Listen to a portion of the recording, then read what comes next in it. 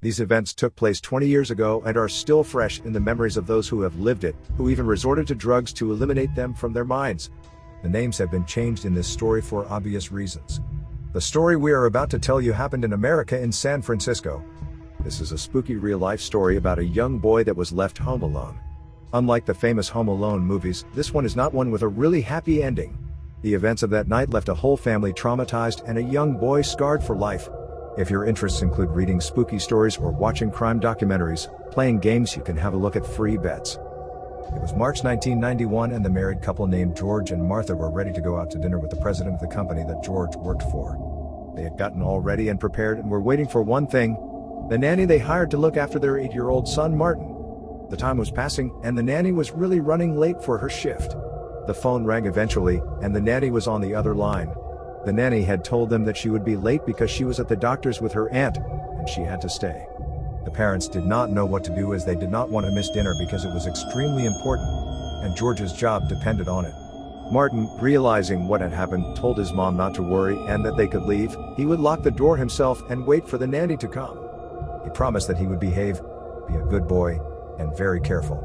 The mother really did not want to leave her son alone, and she thought it would be best if her husband went to the dinner without her accompanying him, but her son was so convincing that he eventually managed to persuade them. The couple left the house and Martin, after locking the door firmly, went to the kitchen where he took a bag of popcorn out of the fridge, filled it into a large bowl, and poured himself a big Coca-Cola glass. He went to the living room, turned on the TV, and was ready to enjoy the thriller that was playing, until the nanny would come when he would have to go to his room. He enjoyed being alone without an adult telling him what to do, and he thought he could make the best out of his alone and freedom time. He managed to watch a whole movie his parents would have not allowed him to watch if they were there. The time passed again, when suddenly a loud noise was heard. It was just a storm that suddenly broke out, and it started raining furiously, seemingly in a second. Martin kept watching TV until it got worse. The storm was so strong that the lights of the house and the neighborhood went off. The TV was off, and Martin was now waiting for the nanny to come as soon as possible. When in the darkness a voice was heard saying, "Hi, do you want us to play? Do you want us to play hide and seek?" Martin was startled. He heard no noise from anyone entering the house, and the door was well locked, and the windows were closed. The voice was childish and of a little girl. It was heard more loudly this time. "Do you want to play? Do you want to play?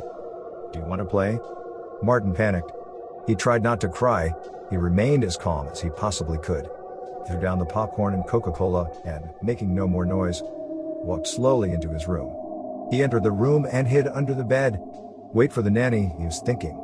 The time passed and the voice was no longer heard. Martin was still terrified until the door slammed. He immediately thought that it was the nanny who finally came. He got out of bed, opened the door slowly, and went to the front door. When the voice was heard again, but this time loudly, "Let's play, let's play."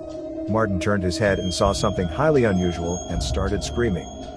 The nanny, who heard the screams with the help of the neighbors, broke down the door and found the child on the floor, unable to breathe.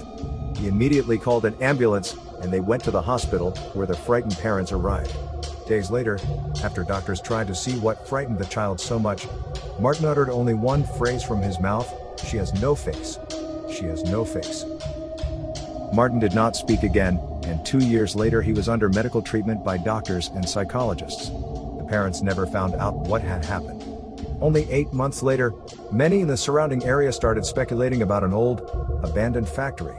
The story goes that in 1950 some children had secretly entered to play hide and seek. Then a great fire broke out and the children, without anyone's help, were trapped inside and burned alive.